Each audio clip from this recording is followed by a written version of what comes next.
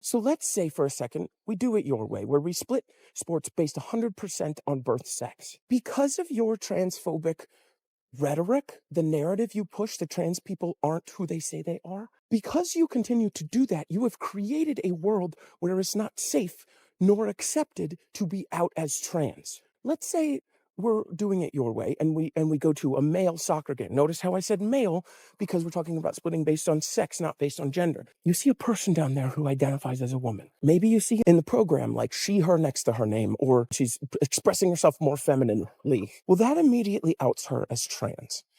And because of your transphobic rhetoric, where you have normalized in opinions to go against all the science and evidence and experts and definitions of words, the more extreme people who listen to you will take it to the extremes of violence. And so when you're out as trans, your odds of having violence committed against you goes way up just by that fact alone.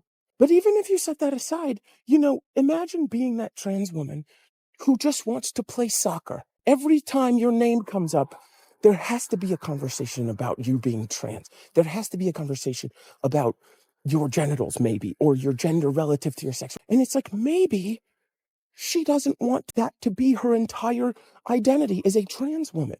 Maybe she just wants to play soccer. Now, let me be clear. She should have that opportunity to talk about herself being trans and how hard that was for her, or what that was like for her, or whatever.